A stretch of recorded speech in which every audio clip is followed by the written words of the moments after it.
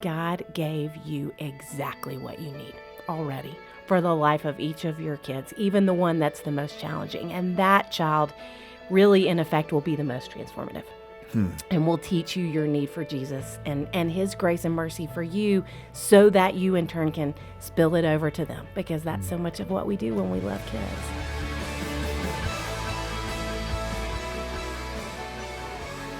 Welcome to the Focus on the Family broadcast, helping families thrive.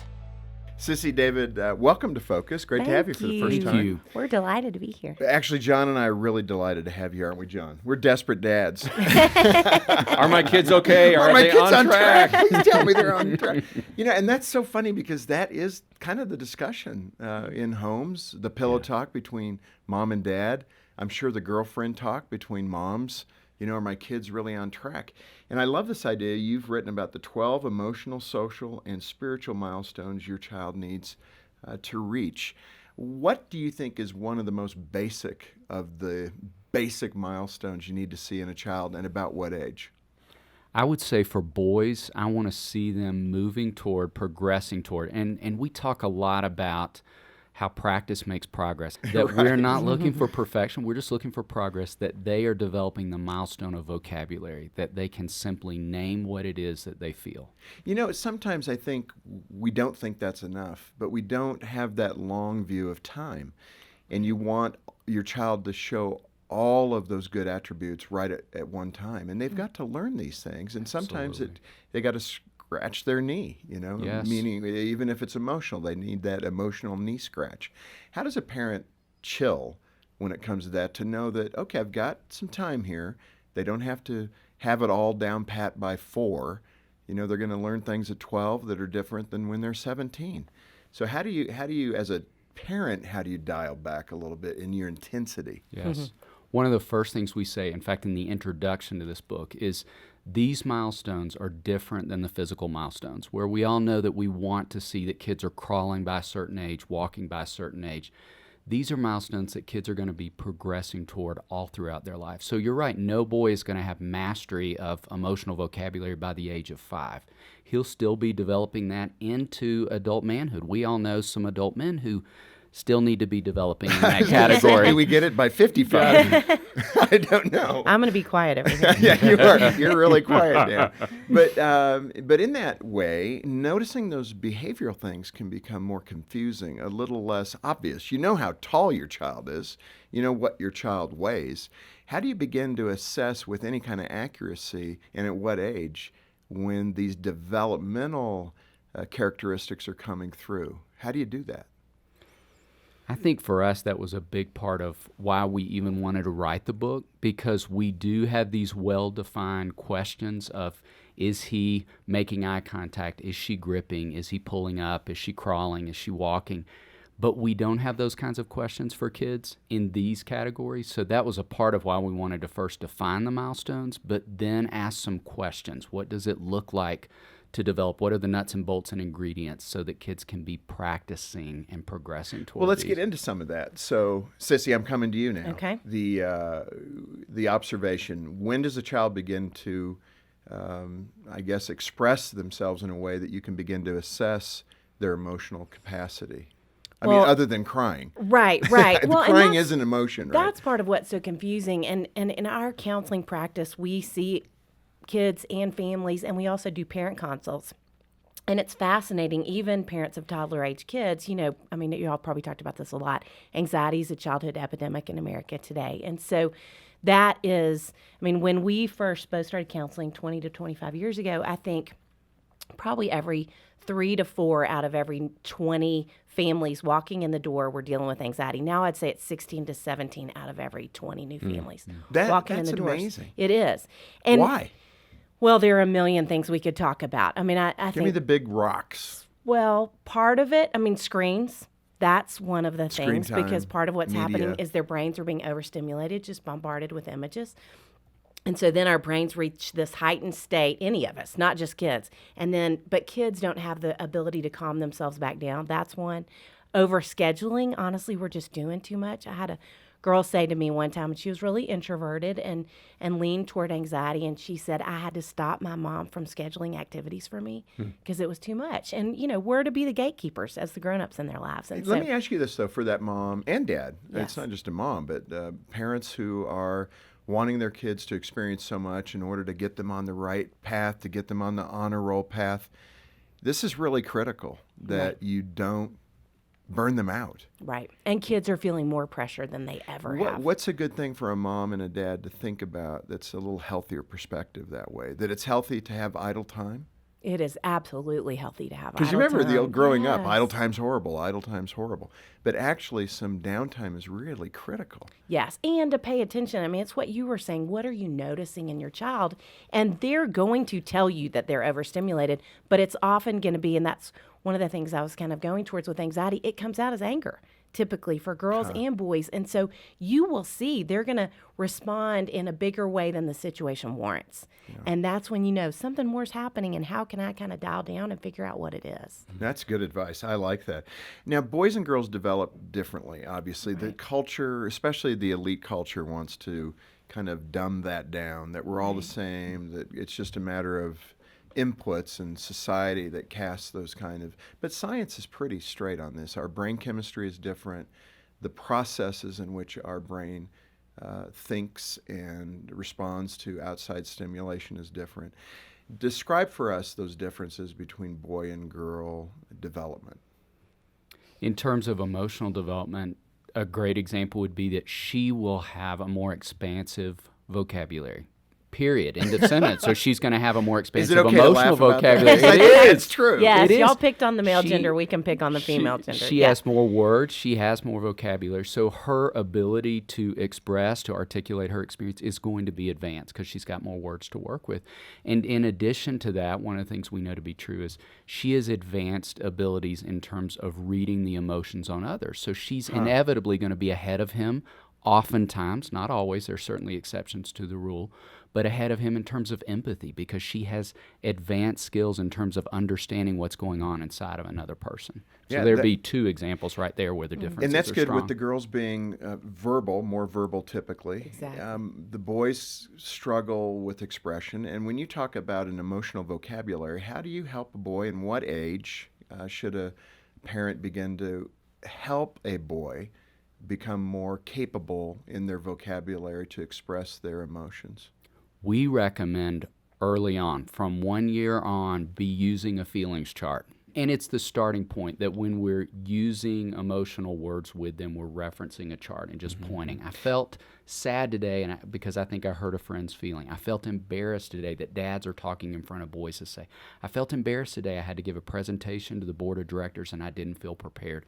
That those words are landing on kids. And I would say for boys, they're seeing that emotions reside in the life of a man. That's what it looks Right. like. And for the listener who may not be grabbing what we're talking about, it's those typical charts that have a happy face and angry face, and you have your child point to what they're feeling if they can't verbally express it, and then hopefully down the line they'll be able to verbalize it like you said. That's what we're Yes. talking about. And to understand accurately what's going on, left to his own devices, you all know this with teenage boys, their feelings chart would include bored and annoyed. It's just those two. And Pretty so much. We got to help them figure out what's underneath, what's really going on, so they can then figure out And what there, to do with there it. are so many cultural influences that seem to say guys don't feel or guys are angry. Kind of two extremes, right? Yes. And we're quick to push into that myth to say it's not that girls have more feelings. She just has more vocabulary. She has a better ability to articulate those things. So that's why we have to labor a little longer. I loved your word of concentration. Concentrate on that space with boys, that we've got to labor longer in that space so that he develops an emotional vocabulary. And we talk about how these milestones build on each other. Parents are so quick to want to go to, I want my kids to figure out how not to melt down. I want them to figure out how to work through frustration better. And that's an important objective. But if they don't even know what they're feeling, like that's the foundational building block. That's why we start with vocabulary. We've got to figure out what is it that I'm feeling so that I can then figure out what to do with it.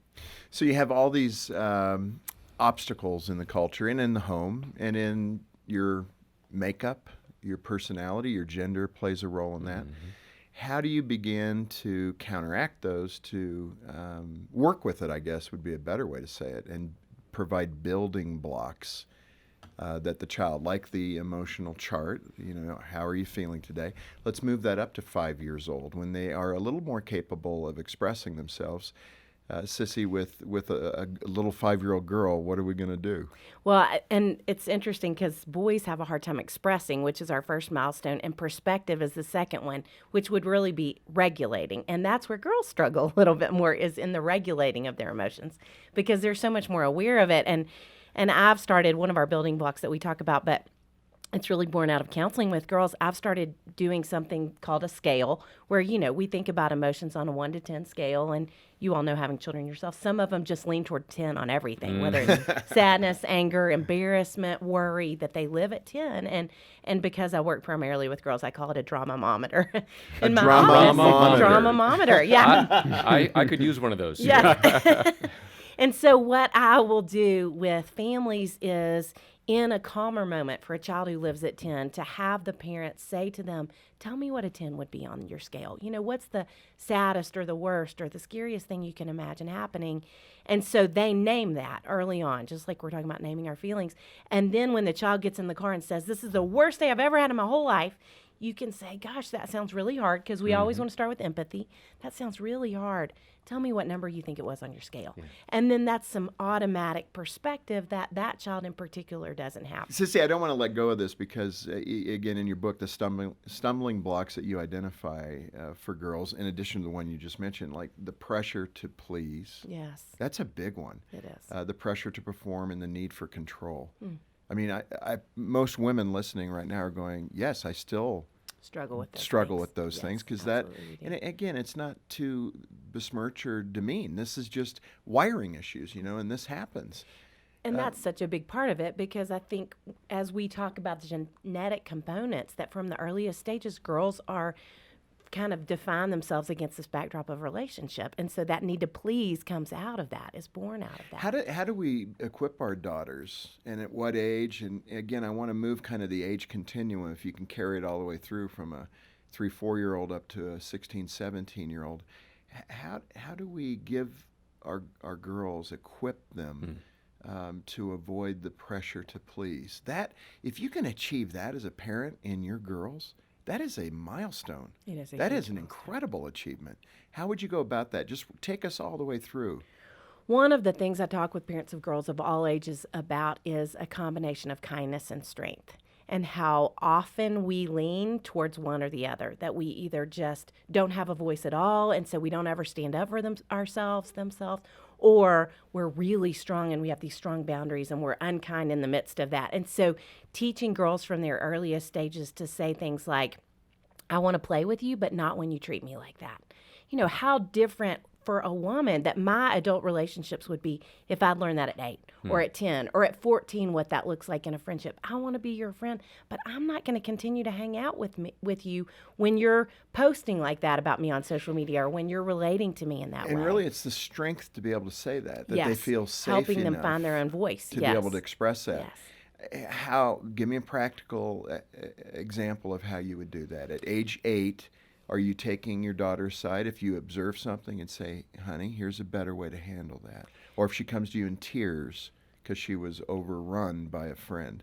Give me an example of how that should play out. Our magic formula we go to over and over are empathy and questions. That sounds really hard. What do you want to do about that? What do you think would help? Where it's her voice starting to say, this is what's going to make a difference, and we're empowering her, rather than when we say, I want you to go right back up to her and you tell her. She doesn't get to tell you, then all of a sudden we're saying, you can't figure it out. I'm going to tell you what you need to say because you don't have it inside of you. That's really critical. Where we want her to feel like she's got it. And that really is true all the way along that continuum I talked about, age-wise. Empathy and questions. Yes. Let me ask you this, David. When it comes to the boy side of that, these things that we just expressed, the pressure to please, the pressure to perform, the need for control, what's early in a boy's development that would be similar to those things but more boyish? One of the first and biggest obstacles for boys is going to be his hardwiring. We're kind of back to those differences. And I talk early on about how emotions for a boy have a lot of physicality to them. So it's why toddler age boys are so prone to biting, kicking, screaming. Teenage boys are so prone to punching a hole through a wall, yelling, moving toward disrespect. And so part of what I love to do with boys and parents of boys is helping them understand that's a normal part of how God hardwired you. Like, you need an outlet to channel that intensity, that physicality. So with toddler age boys, for example, I have twin boys. When my sons were 3 years of age, we purchased one of those Bozo Boppets, like an inflatable something with sand in the bottom where you could punch when Oh, yeah. you felt that it goes intensity. to the ground and then springs back. Yes, and it would bounce right back up. And a part of what's happening in that is that we're training boys to recognize when our bodies are sending us signals or sirens or alarms are going off inside of us, that if I don't channel that physicality in a direction that's constructive or healthy, it'll come out sideways. And we graduated up from the Bozo Boppet to a kickstand, and I have 15-year-old adolescent boys in my house now, and we now have a body bag hanging in our basement. We look like we're training boxers That's excellent. at this point. I like, we've got one too. This is for punching, not storing. Yes, it is for punching. And it's this idea that when I need to work something through, when I, as an adult male, when you do, that's a great place to go for a period of time so that I don't use my wife, or so that my boys don't use their mom as a verbal punching bag, that they just spew all over her, which is what we can be prone to do with family members. That's good. So that's kind of a path from little all the way to older that I think is useful to help a boy understand his hardwiring and where to take that emotion. Sissy, even as we're talking about that description of boys, my mind is still wandering back here with the trauma that so many girls, especially teen girls, are facing today. Because dad's not a part of their life. I mean, he may even be still part of the family, but emotionally he's not connected. When you look at some of those statistics, it's horrifying how few fathers are actually really engaged with their kids. In that regard, when you look at the impact on those stumbling blocks, the pressure to please, the pressure to perform, the need for control, they seem to be rooted in that relationship with dad or the lack thereof. Speak to the impact of that. What can a father do for his daughter to help her be healthier in those three areas? One of the best things a father can do for his daughter is just to have time with her, where he is engaged with her emotionally, where he's asking her questions, where he is communicating to her that he is interested in her. There's a book that I love that talks about, basically she's saying in the essence of this book, how my dad treated me is what I came to expect from the rest of the men in my life. Right. And so to think about that long term, what you are communicating to her, and from her earliest stages, who you're communicating to her that she is, in the way that you respond to her, that you validate her, is what she's going to believe about herself at her deepest core. And so how do you validate her emotionally? How do you validate her spiritually? How do you validate her in something that goes so far beyond what she looks like? Because that's what she can resort to if she's not getting it at deeper levels. And so often as dads, and John, you are a father of girls, so you need to jump in here. My impression would be I can get away with kind of the jocular teasing with my boys, and we can be a bit superficial. I don't have a girl. I would think when it comes to fathering a girl, you have to be very intentional because of the vocabulary, David, that you were talking about earlier. You have to be a bit more intentional than you would be with the boys. And you have to be more thoughtful. She's trying to learn from you safety. It's one of the aspects of your book, one of your building blocks, that she's feeling safe in the home. Yes. That's coming from the dad, I would think, mostly. How does a father be mindful of that and not just be superficial, is my question. And I love that you said that about joking, because I have a lot of girls who I think their primary relationships with their father becomes joking, and it becomes sarcastic. And I think she can start to be hurt and not have a way to communicate And that. we dads think that's relationship. Right. We're good. Right. We actually have a great, fun relationship. But And it's not enough. No, and she wants to be invested in. And I think it gets so much trickier towards adolescence because there is this, y'all know, I mean, as with teenagers, there's this overnight shift that happens where they're a different person when they wake up one morning. And in that, and I think that largely happens with moms too, they push so much away from moms, but with dads, it's almost like they get so awkward and stiff arm you when you go to hug them, and it really has just occurred to them that you're a boy for the first time in their life, and they feel really awkward with boys. And then what happens is they start to reject their dads, or dads go to them and say, hey, let's go on our Saturday morning date, and they say, I don't really care, I want to be on my phone, I want to whatever. And that pushes the dad's buttons because he feels rejected. Right. And so then he stops leaning in and stops pursuing her for time when she still is desperately craving it. And so that's one of the things I would encourage dads to do, is to keep pressing it. Well, and before we leave that subject, that awkwardness is critical to recognize. And don't run from it. Don't run Figure from it. out how to overcome it, really. And you stay can laugh engaged. with it, laugh about it, and acknowledge it and say, okay, I know it's kind of awkward these days, but I still want to hang out with you. You're so important to me. When you consider the boys, and we're winding down now, so we're going to have to come back next time and pick this up if you guys are willing. But when you look at boys and their interaction with mom, what are some things that mom may do that really zaps that little boy? Moms out there, I say this with the greatest of respect, but one of the first stumbling blocks I talk about is coddling. I think there is something so extraordinary and amazing about the relationship between a mom and a boy. In fact, in the first 2 stages of his development, birth through 8, I talk about how a mom is like the center of his universe, and he's just orbiting around her. And in that, it is really easy, out of that deep love and that strong connection, to do a lot of rescuing and coddling with him. In fact, we will observe oftentimes that it's so much more instinctive for moms to be really hard on girls, really rescuing with boys. And so that's one of the first things I'd say in helping him develop emotionally, is being able to take a step back and allow him to struggle and allow him to fail, whether it's the dailiness of homework. This math is so hard, and immediately pulling up a chair and sitting down right behind him and working it all through, every problem with him, as opposed to sitting down for a minute, helping him get unstuck, and then getting up and doing something else in the house so that he has that opportunity to work through the hard. But a lot of moms are thinking, he'll fail if I don't do that. There's a high No, there's not a cost. single mom thinking There's a that. high cost if I don't inject myself Yes.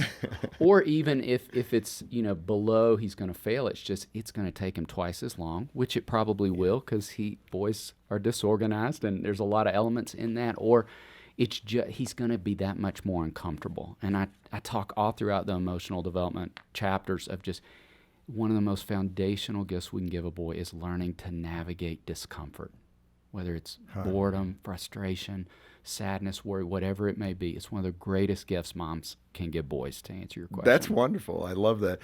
David and Sissy, like I said, we are at the end of our time. We've got to come back next time and give parents more tools, age-appropriate tools, all along that growth continuum, to equip them to do the best job they can do. I'm not a big formula guy, but there are certain things you can do that heighten your success factors. And that's what we're talking about. I know that there's parents going, I did all these things and my child still struggled. We get that. We understand that. And we have empathy for you. But at the same time, consistently applying these principles are going to give you the best chance to have a healthy child. And I would say don't give up, and keep going and keep improving your toolbox so that you can do the job God has called you to do. And I appreciate it.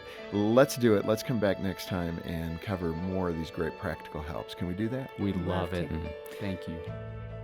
Hey, I'm John Fuller, and thanks for watching. Get more info about Focus over here and more from our guests over there, and be sure to subscribe to our channel as well.